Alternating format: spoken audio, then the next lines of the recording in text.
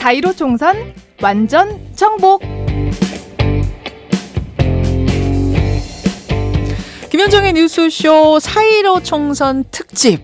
오늘 특집으로 어마어마한 분들이 스튜디오를 꽉 채워주셨습니다. 잠시 후에 소개하겠습니다만 총선 특집 완전 정복 종합판을 준비했어요. 그동안 총선까지 저희가 완전 정복 첫 번째, 두 번째, 그러니까 첫 번째 챕터, 두 번째 챕터 이렇게 해서 오늘까지 왔는데 오늘은 다 종합을 해보자는 거죠. 다 종합을 좀 허심탄회하게 해보고 못다한 이야기는 유튜브 댓글쇼까지 쭉 이어가는 방식으로 이렇게 좀 꾸며보겠습니다.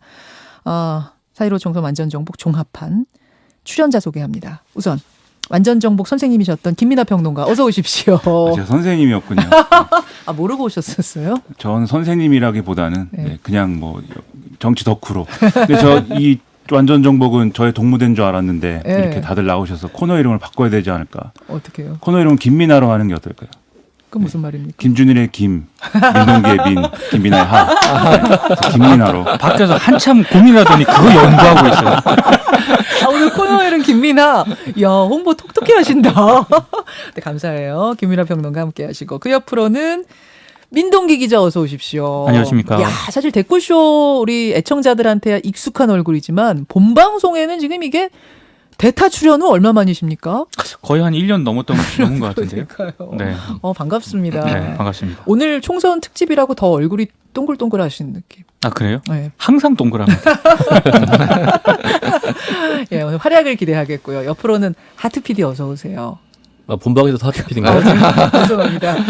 댓글쇼에서 하트 PD를 맡고 있는 유창수 PD, 뉴스쇼 PD입니다. 네, 인사하세요. 안녕하세요. 주말 뉴스쇼를 챙겨 보시는 분들은, 들으시는 분들은 우리 유창수 PD가 익숙하실 텐데, 예. 뭐 댓글쇼 보시는 분들은 말할 것도 없고, 본방송은 지금 첫 출연 아니에요? 그러네요. 역사적인 날이네요. 인사 한번 제대로 하시죠. 본방만 챙겨 듣는 분들을 위해서. 예, 안녕하세요. 뉴스쇼 팀에서 여러 가지 잡무를 맡고 있는 유창수 PD입니다. 잘 부탁드립니다. 근데 왜 댓글쇼에서 별명은 하트 PD입니까? 뭐 화면 보시는 분은 아시겠지만 예. 제 볼에 빨간 점이 하트 모양입니다. 하트 모양에서 예. 하트 PD를 맡고 있는 유창수 PD 그리고 김준일 기자 어서 오십시오. 예, 안녕하십니까? 자, 이 조합이 뭐 댓글쇼에서는 익숙한 조합입니다만 오늘 본방송에서 처음으로 여러분들과 함께 호흡해 보는데 어떨지 모르겠어요. 아마 뭐 괜찮은 무대가 될 것 같아요. 말하자면은 본방송이 댓글쇼 확장판이 된 건데 좀 틀을 깨고 여러분들도 문자 자유롭게 보내주시고요. 채팅창에서도 문자 보내주시고요. 유튜브뿐만 아니라 레인보우로 보시는 분들, 라디오로 들으시는 분들 다 함께 소통하는 이런 시간을 좀 만들었으면 좋겠습니다. 자, 준비되셨죠, 네 분? 네. 네. 네. 합이 안 맞네. 특집이라고 지금. 자, 다시 한번. 준비되셨죠, 네 분? 네. 자, 그러면 여기부터 한번 시작해 볼게요. 이번 총선을 한마디로 한번 어떤 선거, 뭐 땡땡땡 선거 이렇게 정의를 내려봤으면 좋겠는데 뭐 코로나 선거 이런 거 너무 많이 나왔으니까 그런 좀 흔한 것 빼고 나름대로의 가치관을 담아서 좀 표현해 주세요. 먼저 김민하 기자. 1억 5도 선거입니다. 1억 5도 선거. 그 무슨 말입니까? 제가 약간 성격이 냉소적인데 이런 선거가 있는가. 네, 과연 어. 모든 의제가 사실 뭐 모든까지는 아니지만 대부분의 어떤 정책적인 그런 의제들은 다 실종되고 선거제도의 어떤 취지 이런 것도 없어지고 이러고도 했는데 이러고도 선거가 잘 되고 이러고도 투표율이 높다라고 네. 한다면 대단한 성과죠 사실은. 그런 점에서 투표율이 이제 높을 것으로 뭐 여러모로 예상이 되는데 이러고도 선거에서 투표율이 높은 의미가 뭐냐 그런 것들을 정치인들이 뭐 잘 생각을 해야 될 것 같습니다. 1억5도 선거 굉장히 좋네요. 그러니까 좋나요? 위성정당 등장하고 연동형 비례대표제로 선거판이 사실은 어그러졌어요. 하지만 유권자들은 이렇게 선거에 열심히 참여해서 판을 만들어냈다. 유권자는 위대했다. 그렇죠. 왜 그런 투표를 하고 싶은 마음이 어디서 왔을까 유권자들이. 뭐가 그렇게 절실해서 투표에 나섰을까. 네. 그걸 생각을 해봐야 됩니다. 그러네요. 1억5도 선거. 자, 김준일 기자. 저는 세대교체 선거라고 얘기를 드리고 싶은데요. 어떤 이 의미죠? 세대교체는 정치인들, 그러니까 이번에 총선에 뛰는 선수들의 세대교체가 아니라 사실은 유권자의 세대교체 선거다. 이제 진짜 이번에 그 전체 유권자를 보면은 예, 예. 60대 이상이 가장 많기는 합니다. 23.4%로 984만 명. 근데 40대가 그 다음에 884만 명이고 50대, 30대, 20대 2순위거든요. 예, 예. 40대가 사실은 가장 많은. 왜냐면 60대는 60, 70, 80을 다 더한 거니까 그렇죠. 거기도 약간씩 성향이 다르거든요. 65세 이상이 또 다릅니다. 65세를 기준으로. 네. 40대는 무슨 의미냐면은 1970년대생이에요. 이분들이 다. 그렇죠. X세대. X세대 이분들이 전면에 나선 거예요. 가장 인구도 많고 이분들의 특징이 뭐냐면은 북풍 이런 거 안 먹힙니다. 이번에 정말 역대 선거에서 가장 네, 예. 북한과 관련된 이슈가 없었어요. 심지어 어제 네. 북한에서 뭐 미사일까지 쐈잖아요. 예. 근데 지금 북풍 불어요? 안 불죠. 안 불어요. 안 불어요. 예. 그러니까 가장 영향을 덜 받는 세대고 그래서 색깔론도 가장 막판에 좀 뭐 나오긴 했지만 거의 없었어요. 예, 이게 예. 안 먹히는 세대라는 거고 이 유권자의 세대 교체가 이번에 어떻게 표심으로 드러날지 그렇게 다음에는 아마 다음 총선에는 그러면은 정치권 선수들의 세대 교체도 아마 순차적으로 이루어지지 않을까 저는 그렇게 보고 있거든요. X세대가 40대인 이번 선거 예. 유권자 세대 교체가 일어났다. 그리고 또 하나 뭐 말씀드리자면 40대 X세대 이건 코호트거든요. 나이 40대가 중요한 게 아니라 70년대생들은 굉장히 진보적입니다. 역대로 진보적이어서 그들이 20대일 때도 30대일 때도 40대일 때도 그래요. 가장 진보적이에요. 왜냐하면 예. 우리 댓글쇼에서도 한번 얘기했지만 굉장히 풍요로운 세대거든요. 70대들은. 사실 요즘 젊은이들은 취업 어렵고 굉장히 어려운데 40대들은 그 문화 르네상스를 즐겼던 IMF 직전까지 뭐 이런 거잖아요. 그렇죠. 예. 예. 그래서 그것들이 이제 앞으로 그러면 전체적으로 보수 진보 진영이 아마 다시 짜여질 거예요. 이제 앞으로는. 그래서 대한민국 주류도 약간 교체되는 효과가 나중에 순차적으로 나타날 겁니다. 오케이. 자, 하트 PD. 저는 여당의 선거라는 생각이 드는데요. 그게 무슨 말입니까? 야당이 그 미래 한국당이라는 비례 유성 정당을 만든 다음부터 네. 야당이 주도한 적이 한 번도 없이 모든 걸 여당이 주도했거든요. 어. 여당이 그 비례 유성 정당에 대해서 어떻게 대응하느냐. 결국 이제 더불어시민당 만들고 열린민주당이 만들어지고 그렇게 됐죠. 그다음에 코로나에 대해서 어떻게 대처하는가. 그게 또 관건이 됐고. 그다음에 뭐 정의당 등과 연대를 어떻게 하는가. 그게 관건이 됐고. 그 선거의 분위기를 좌우한 게 여당이었지 야당은 한 번도 주도권을 잡지 못하고 계속 끌려다닌 거죠. 아, 그런 의미에서 예. 이슈가 그것이 뭐 긍정적인 이슈든 부정적인 이슈든 이슈의 주도권을 계속 여당이 끌고 온 것 같다. 여당이 어떻게 하느냐에 따라서 선거가 움직였지 야당은 뭐 막말 막는 거 정도 해온 것밖에 없는 거죠. 그렇게 느껴지셨어요. 오케이. 자, 우리 민동기 기자. 저는 반전 선거라고 하겠습니다. 반장 선거 말고 반전 선거라고. 반장 선거요? 왜 이러세요? 깜짝 놀라서. 예. 반전 선거? 그러니까 고비고비마다 예. 반전들이 굉장히 많았습니다. 네. 고비고비마다. 왜냐하면 지금은 아마 다 잊어버렸을 수도 있는데 굉장히 중요한 사건들이 있었거든요. 자, 그러면 뭐 이야기가 나온 김에 이번 선거를 한번 쭉 훑어봤으면 좋겠어요. 총선까지 오는데 4월 15일까지 오기까지의 히스토리라고 할까요? 네. 쭉 훑으면서 정말로 반전이 일어났나 한번 체크해 볼까요? 김현정 앵커가 시켰기 때문에 제가 열심히 준비를 했는데 이게 굵직한 것만 준비를 했는데도 많아요. 굉장히 많더라고요. 굉장히 많아요. 기억을 하실지 모르겠지만 2018년 12월에 네. 바른미래당 당시 손학규 대표하고요. 정의당 이정미 대표가 연동형 비례대표제 도입을 촉구를 하면서 단식 농성에 돌입을 합니다. 언제라고요? 2018년 12월 6일 단식 농성에. 그게 벌써 재작년이에요? 2018년입니다.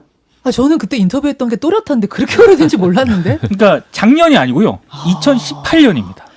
연동형 비례제 저 자유한국당에서 반대해서 지금 안 되고 있는데 그럼 난 단식하고 끝까지 사수하겠다 했던 게 손학규, 이정미 두 분. 9일 만에 이제 단식을 중단을 하면서 농성을 해제하는데요. 네. 왜냐하면 당시 그 여야 5당 원내대표가 연동형 비례제 도입을 위한 구체적 방안을 적극 검토하기로 하면서 네. 그래서 이제 단식을 끝냈거든요. 그렇죠. 이제 거기서부터 이제 출발이 시작이 됐는데 2019년 4월 요거 가물가물 또 하실 텐데 기억을 더듬어 보시면 네. 국회 패스트트랙 이른바 그 충돌 사건이 동물국회 그렇죠. 사건. 동물국회. 그 뭐 흔히들 빠르라고 하는 쇠지뢰까지 등장했던. 그쵸. 예, 예. 이게 2019년 4월 29일 이른바 그 선거법 개정하고요.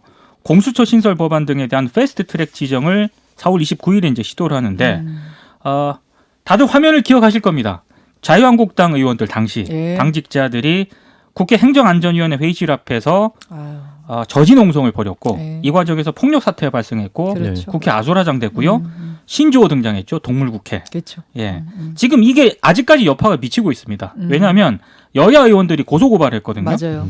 지금 검찰이 경찰로부터 사건을 넘겨받아서 수사에 착수를 해서 94명을 조사를 했고요. 네. 여야 국회의원, 보좌진 등을 포함해서 37명을 재판에 넘겼습니다. 그리고 이것도 가물가물하실 텐데 작년 9월에 예. 자유한국당 황교안 대표가 삭발 결정을 하고 2달 뒤 예. 11월 20일에는 무기한 단식에 들어갑니다. 맞아요. 청와대 앞에서 처음에 삭발하고 단식을 했다가 그게 뭐 때문이었죠? 여권의 패스트트랙 법안 강행 기류 맞아요. 저지 그거였죠. 그리고 총체적 국정 실패에 대한 항의 차원이라고 하는데요. 11월 29일 단식 투쟁 중단을 공식적으로 선언을 했습니다. 이때 뭐 굉장히 좀 건강이 악화되는 것 아니냐 이런 또 기사가 많이 나오기도 했고요. 예. 그리고 2020년 드디어 이제 올해로 넘어오게 되는데요. 1월 13일에 국회가 본회의를 열고 패스트트랙 법안을 통과를 시킵니다. 그렇죠. 당시 그렇죠. 이제 정세균 국무총리 후보자 임명 동의안하고 같이 통과를 시키는데 예. 당시 자유한국당이 반대를 하긴 했습니다만 여야 5당, 더불어민주당, 당시 바른미래당, 대한신당, 정의당, 민주평화당이 공조를 했기 때문에 이걸 막기는 역부족이었고요. 뭐 그때 자, 여기서 한 번 끊을게요. 네. 저 왜 반전이라고 하는지 알겠네요. 여기까지만 들어도 일단 알겠네요. 손학규, 이정미 이분들이 단식까지 해가면서 연동형 비례제 뭐 바로 쇠질에 등장해가면서 연동형 비례제 얻고 이 패스트트랙 막 이 심상정 대표 막 포효하고 이랬던 거 다 기억나잖아요. 우리 그때만 해도 최대 수혜자가 정의당 바른미래당이 또 뭐 될 손학규 거라고 대표 뭐 그러니까 이런 군소 정당들이 될 줄 네. 알았는데 저 완전 반전 아니에요. 완전히 반전이 완전 됐고요. 반전이네요. 그 완전히 반전이 된 반전의 사건 위성정당이 출연을 하게 됩니다. 그렇죠. 그러니까 이 위성정당이 출연을 하면서 준연동형 그 비례대표제의 취지가 사실상 퇴색했다 이런 비판이 나왔는데요. 사실 뭐 미래통합당이 준연동형 비례대표제 도입에 반대를 하지 않았습니까? 네, 네. 그래서 이제 일종의 꼼수 창당을 한 거죠. 위성정당 출연으로 취지가 무색해졌다라고 더불어민주당이 비판을 했고 네. 심지어 이제 검찰 고발까지 하지 않았습니까? 그렇죠. 근데 여기서 또 반전이 한번 일어나게 되는데요. 그렇죠. 더불어민주당이 이렇게 검찰 고발까지 하면서 비판을 했는데 예. 위성정당의 현실적인 파괴력을 감지한 겁니다. 예. 그래서 역시 위성정당 창당에 나서게 됐고요. 거기서 잠깐 네. 김민하 평론가. 네. 그러니까 더불어민주당이 사실 미래한국당에서 미래한국당이 아니라 자유한국당에서 위성정당 만든다고 너무 어려워요, 당명이. 이해하시죠? 이 헷갈림을. 김종인 위원장 이해합니다. 이해합니다. 민주통합당 갖고 이게 또 자유한국당에서 위성정당 만든다고 했을 때 처음에 했을 때만 해도 진짜 더불어민주당이 진심으로 이 비판했던 거 맞잖아요. 그랬겠죠. 근데 네. 이게 언제부터 이게 바뀌기 시작했다고 지금 생각하면 보세요. 뭐가 결정적이었어요? 누가 아니, 사실 결정적이었고? 처음부터 네. 마음속에 하나의 선택지로는 갖고 있었다고 생각을 합니다. 그런데 그렇게 하고 싶지는 않았는데 그 선택지를 이제 선택하고 싶지는 않았는데 예. 이제 그 뭐 민주통합당이 아닌 미래통합당이 그 선택지를 이제 선택을 하면서 그때부터는 우리도 만들지 않으면 안 되겠다라고 내부적으로는 뭐 결심을 하지 않았을까라고 생각을 하는데 그 과정에서 내부적으로 막 갈등도 있고 좀 논란도 컸어요. 제 생각에는 내부적인 갈등은 뭐 일부 의원들이 이제 반대를 한 것에 불과했던 것 같고 사실은 뭐 이심전심했던 것 같습니다. 근데 그 과정에서 또 말씀하신 반전이라는 게 또 일어나는 게 있는데 애초에 그래서 사실은 명분이 없다 보니까 비례연합정당을 하자고 그랬거든요. 맞아요. 그래서 이제 당시에 정치개혁연합입니까? 정치개혁 연대인가요? 이름이 정개련. 어려워요. 네. 네. 그분들하고 사실은 이제 협상을 해가지고 시민단체 쪽. 비례연합정당을 뭔가 만드나 보다 싶었는데 갑자기 그런 게 아니라 또 한쪽에 이제 다른 시민을 위하여라는 이런 조직하고 다시 또 파트너를 바꿔서 비례정당을 창당하게 되잖아요. 그러네요. 이것도 반전이었습니다. 반전. 진짜 반전의 반전인데 또 반전이 있어요. 그 후로도 코로나19 전국이 있는 거죠. 코로나. 근데 사실은 위성정당과 관련해서는 저 개인적으로는 예. 그 중앙선관위가 결국에는 이런 혼란을 좀 책임이 어느 정도 있는 게 아닌가. 그 얘기가 네. 저는 늘 여러분의 문자 엄청나게 받으면서 진행을 하잖아요. 위성정당 얘기가 나왔다면 채팅창 또 여러분 문자에 제일 많이 들어오는 의견이 선관위가 위성정당을 허용한 게 이해가 잘 안 간다. 어떻게 어떻게 허용이 됐을까? 거기서부터 꼬이기 시작한 거 아니냐라는 얘기가 많이 들어와요, 김준일 기자. 근데 해외 같은 경우에는 위성정당이 있기는 합니다. 있긴 있죠. 있긴 있어요. 그리고 그거를 법적으로 검토를 사실은 정치권에서 먼저 그런 그 자유한국당에서 위성정당을 만들겠다는 얘기를 하니까 법적으로 4+1에서 검토를 했는데 위헌 소지가 있다. 이거를 이렇게 만드는 게 그렇죠. 그래서 그 조항을 삭제를 그러니까 안 넣고 위성정당 금지 조항을 안 넣고 통과시킨 거거든요. 근데 다른 대안들이 사실은 몇 개가 있었는데 이를테면은 비례 후보가 지역구에 후보를 낸 정당은 무조건 비례 후보도 내게 한다든지 뭐 이런 식의 이제 다른 대안들을 그렇죠. 전혀 검토를 안 하고 한 것이 좀 현재 위기는 아니고 이 복잡한 상황을 만들었다고 볼 수가 있겠죠. 어쨌든 그렇게 결정이 내려짐으로 해서 지금 많이 좀 혼란해지고 연동형 비례제의 취지는 사실 무색해졌어요. 무색해졌죠. 그리고 나서 코로나19가 덮쳤는데 네. 이거는 왜 반전이라고 하시는지 제가 알겠네요. 네. 사실 처음엔 여당의 엄청난 악재로 보이지 않았어요? 초반까지만 하더라도 이게 여권에게는 악재가 될 수 있다라고 다들 예. 그렇게 많은 분들이 전망을 하셨는데 그렇죠. 방역 대책에 대한 뭐 생각보다는 굉장히 잘한 어떤 대응이라는 평가가 특히 이제 해외에서 많이 예. 나오면서 이게 여권에게 오히려 호재로 작용하게 되는 그런 반전이 된 거죠. 그러네요. 네. 그래서 지금 여러분 뭐 이 호재라고 지금 얘기를 할 수밖에 없는 것이 여든 야든 다 인정하잖아요. 지금 여당 쪽이 이 승기를 잡았다는 얘기를. 호재일 뿐만 아니라 예. 이 이전까지의 국면을 보면 예. 사실 보수 정치가 사실 반전의 기회를 맞이한 측면이 있거든요. 지난해 이제 조국 전 장관 문제부터 시작해서 보수 유권자들이 결집을 해서 뭐 광화문에 뭐 시위하러 나오기도 그렇죠. 하고, 그다음에 이제 보수 통합이 뭐 일정 부분 이루어졌습니다. 바른미래당에서 출발해서 긴 여정을 거쳐서 새로운 네, 보수당 거쳐서 이제 온 그분들하고 통합을 한 부분도 있기 때문에 보수 정치가 일단은 정리가 됐고, 그러면 남은 것은 이제 이번 총선을 정권 심판론을 얼마나 이제 크게 만들어서 그거를 뭐 경제 실정이나 뭐 이런 것까지 연관해서 얼마나 강하게 이제 제기할 것이냐, 이 문제가 남은 거였는데 네. 코로나19가 나오면서 사실은 그런 전략들은 다 이제 없어진 거죠, 지금 상황에서는. 그러네요. 처음엔 그래서 미래통합당의 구호가 못 살겠다 갈아보자였는데 그렇죠. 정권 심판이었는데 어느샌가 바뀌었잖아요. 견제냐 폭주냐. 그렇죠. 폭주냐 견제냐로. 다소 슬픈 뉘앙스로 바뀐 거죠. 그러니까 이게 굉장히 사실은 갈아보자 못 살겠다 이때는 상당히 공격적이고 적극적인 느낌이 능동적인 느낌이었다면 폭주냐 견제냐는 뭐랄까 살려주세요. 좀 동정 살려주세요. 수용하는 굉장히 거죠. 네. 능동 제가 봤을 때 타이밍상 수동적? 예. 미래통합당의 전략상 타이밍이 좀 늦었다라고 저는 생각이 되더라고요. 빨리 바꿨어야 된다고 빨리 보세요. 바꿨어요. 견제 쪽으로. 그러니까 방역 대책에 대해서 이미 예. 국내는 물론이고 국외에서 호평이 이어졌을 때 예, 예. 정권 심판론은 그 전면적인 심판론을 얘기하는 거지 않습니까? 그렇죠. 근데 그 방역 대책에 대해서 호평이 이어지면 그 여론을 어느 정도 좀 타야 되거든요. 그러면 이제 정권 심판론이 잘 안 먹힌다는 거를 미래통합당이 빨리 인지를 하고 전략상으로 뭐 견제론으로 빨리 바꾼다든가 이런 식의 어떤 전략을 좀 택했어야 되는데 최근까지도 정권 심판론을 하다가 주말에 바꿨어요, 주말에. 막판에 바꿨거든요. 예, 예. 그러니까 너무 늦은 것 같다. 이게 김민하 미래통합당 지도부 차원에서는 막판이 되면 정권 심판론 얘기를 다시 꺼낼 수 있는 환경이 조성될 거라고 봤던 것 같아요, 초반에. 아. 네. 그리고 그 판단을 바꾸지 않은 거고, 근데 마지막에 와서도 사실은 뭐 안 바뀌었기 때문에 결국은 김종인 위원장도 그 얘기를 꺼낸 거죠. 코로나19의 검진을 뭐 소극적으로 해서 뭐 환자 수가 총선이 지나면 폭증할 거다, 그 얘기를 했지 않습니까, 어제? 거기에 대해서 이제 방역 당국이 아니라는 당연하죠. 얘기를 네. 또 거의 해놨고. 가짜 뉴스다, 이게 이제 일반적인 평가인데, 그 얘기를 꺼낸 이유가 정권 심판론까지 연결되는 징검다리를 찾지 못하기 때문에 결국은 그 얘기를 꺼낸 거죠. 알겠습니다. 이렇게 코로나19가 여권의 악재일 줄 알았는데 오히려 호재가 됐다는 반전이 또 하나 있다. 마지막 하나 또 남아 남았어요. 있습니다. 뭡니까? 막말 파문입니다. 막말 파문. 이게 왜 반전이에요? 이거는 그 지금 특히 이제 차명진 차명진 반전. 어제 이거 또 반전이죠. 살아나셨어요. 왜냐하면 차명진 후보 같은 경우는 정말 반전해서 마지막 후보 반전 전 후보. 어제 미래통합당 후보로 기자회생을 했거든요. 그렇더라고요. 이런 반전은 정말 이례적으로 보는 것 같습니다. 예. 민경욱 반전이 있었죠 그 전에. 민경우 후보 반전도 민경욱 있었고. 반전도 하나 있었고. 미래 부활당인 것 같습니다. 부활.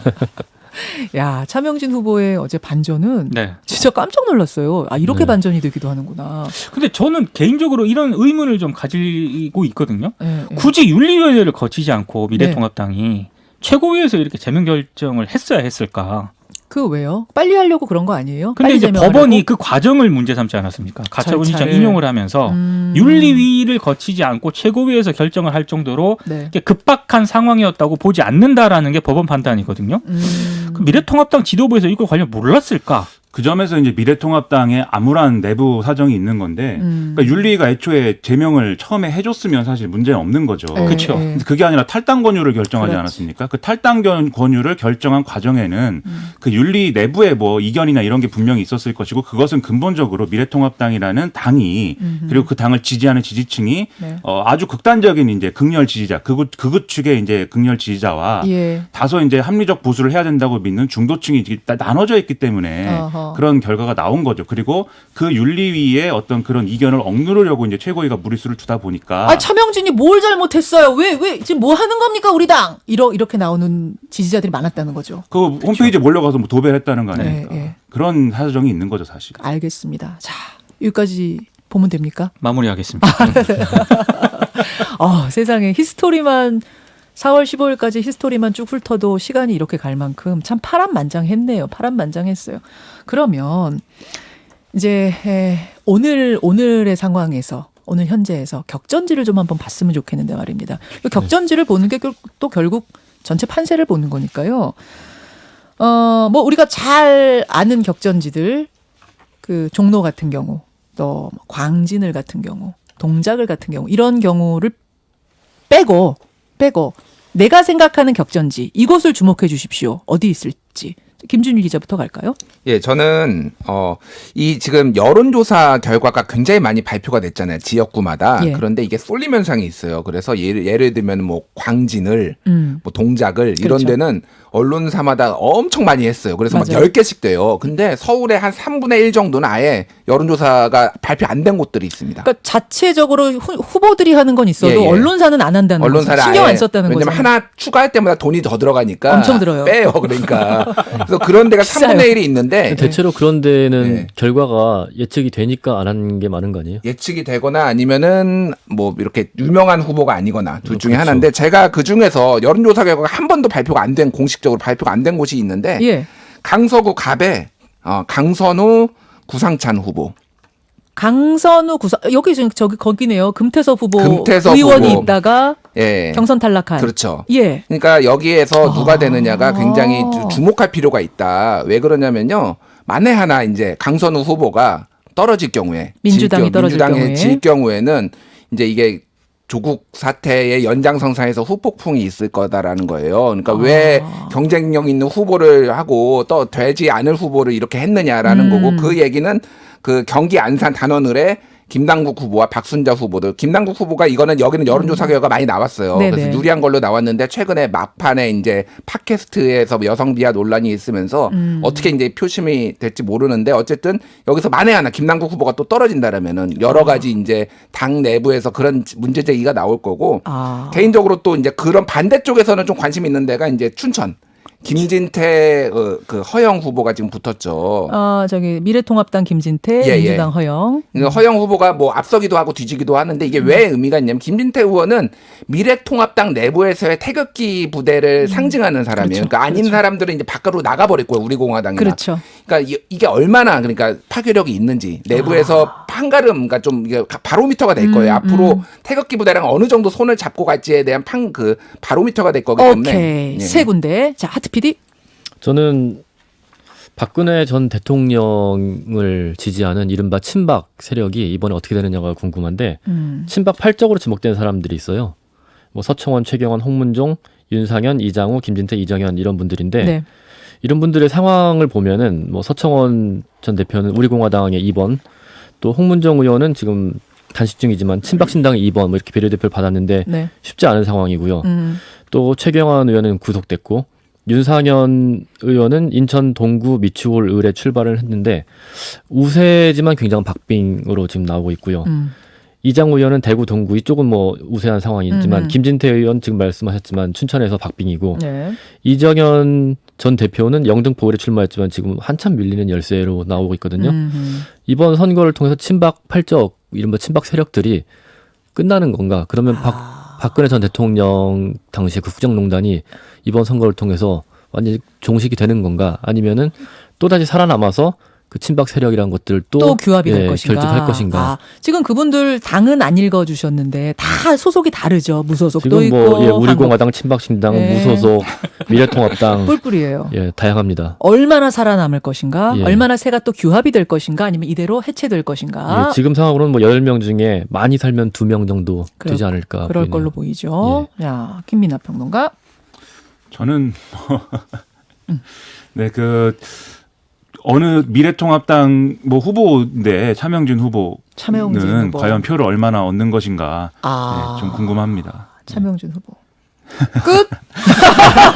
네, 이렇게 얘기하면 아니, 선생님이 오늘 제일 간단하게 준비해 오신 것 같은데. 허무하니까 그죠? 제가 이렇게 얘기하면 허무하니까 또 하나 재미를 위해서 예. 제가 좀 보는 지역구들이 호남에 어떻게 되는 거냐 이런 부분이 있는데 호남은 호남에서는 지금 민주당 바람이 불었다, 뭐 싹쓸이다 이런 얘기까지 나올 정도로 그렇죠. 거의 다른 뭐 당이 힘 못 쓰잖아요. 전 지역구 석권이 거의 목표인 것 같은 분위기인데 예, 예. 다만 이제 무소속들이 뭐 선전하고 있는 데가 있습니다. 예를 들면 이제 김관영 의원 지역구 같은 경우에 무소속 김관영 의원. 그렇죠. 거기는 뭐 민주당 복당이 공약이고 뭐 이러니까 그런 부분에서 이제 군산이죠, 군산. 그렇습니다. 예. 그런 부분에서 지켜볼 필요가 있는데 비슷하게 이제 볼만한 데가 순천, 광양, 곡성, 구례, 갑입니다.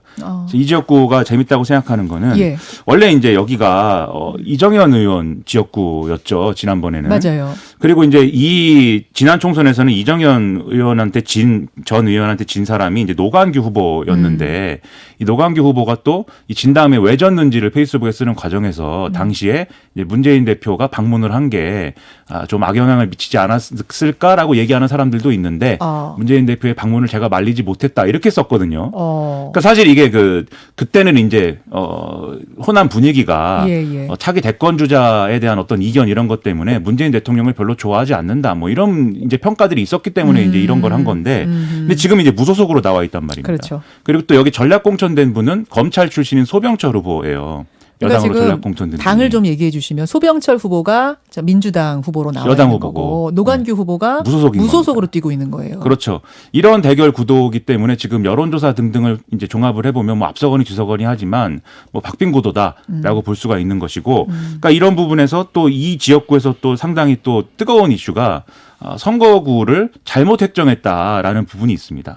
그래서 원래는 이제 그 순천, 광양, 곡성, 구례 이렇게 다 합쳐서 하는 게 아니라 네. 순천을 분구할 거냐 네. 이게 이제 관건이었는데 순천을 가불로 분구하는 게 아니라 순천의 일부 해령면만 떼서 광양, 곡성, 구례랑 합친 거기 때문에 순천에 이제 해령면에 사는 사람들은 네. 사실은 이제 과거에 광양, 곡성, 구례 출신의 어떤 후보들한테 투표를 해야 되는 그런 상황이 된 것이 굉장히 순천 무시다 뭐 이러고 있는 거거든요. 알겠습니다. 근데 소병철 후보가 또 이 해령면 출신이기 때문에 예, 예. 해령면을 과연 되찾아올 것인가 네, 상당히 저만의 관심사인 것 같아요. 아니 저도 관심 있어요. 네, 해령면은 예. 어떻게 되는 것인가. 힘내세요. 저도 관심 있어요. 자, 팅그리 기자. 예. 저는 고향 벨트 관심이 있습니다. 고향 거기 저 김현미 장관이 있다 떠난 무주공산이 된 그 고향. 네, 고향 갑. 그리고 심상정 대표도 있군요. 지금 현역이 심상정 네. 정의당 네. 그 후보인데요.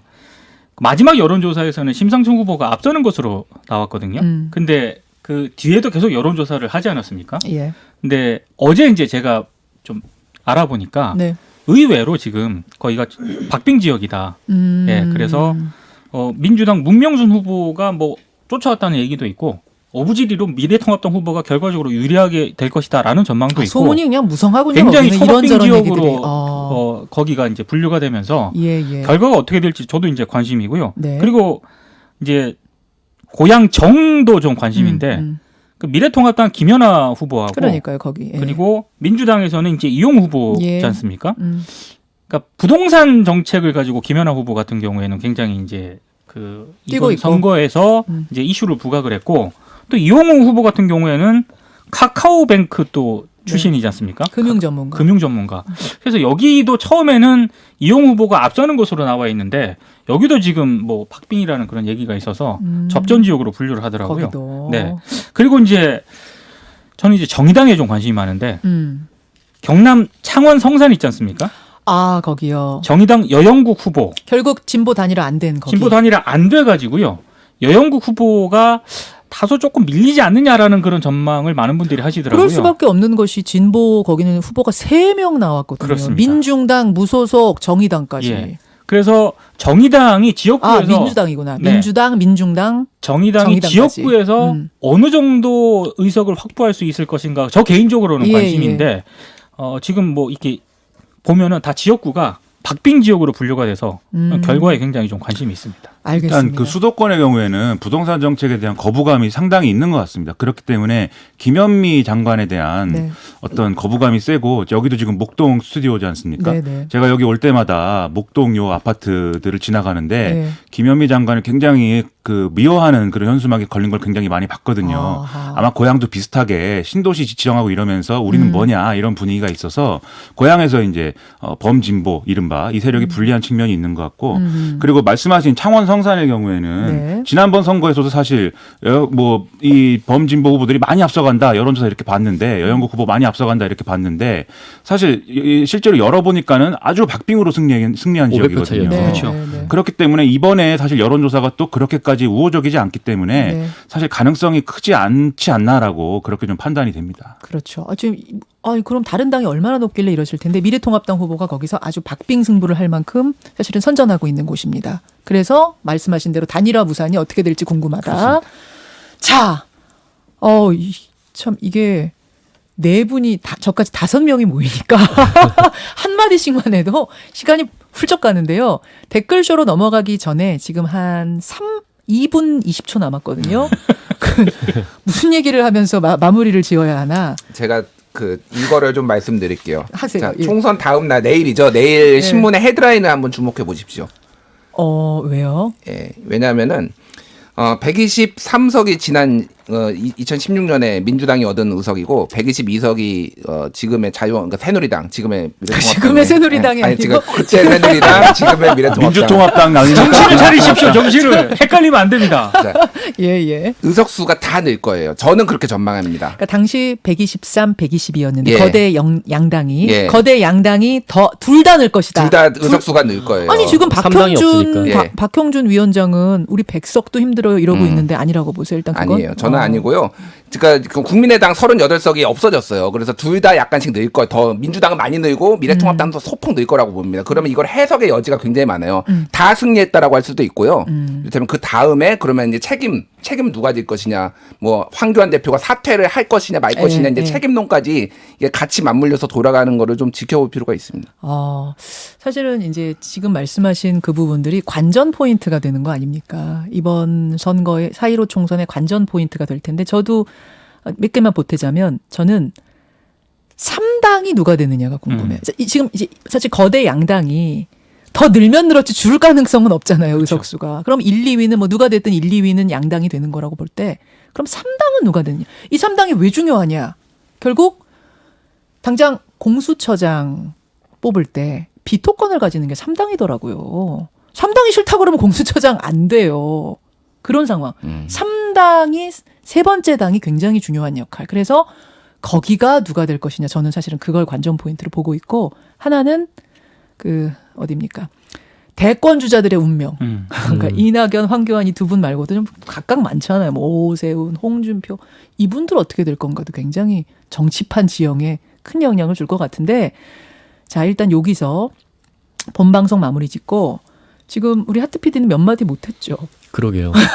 그래서 유튜브 댓글쇼로 이어가도록 하겠습니다. 잠깐 광고 드릴게요. 김현정의 뉴스쇼는 청취자 여러분의 참여로 이루어집니다. 트위터, 페이스북, 레인보우 게시판, 그리고 단문 50원, 장문 100원의 유료 문자 샵 1212, 우물정 1212 통해 참여하실 수 있습니다. 김현정의 뉴스쇼 여러분과 함께 만듭니다.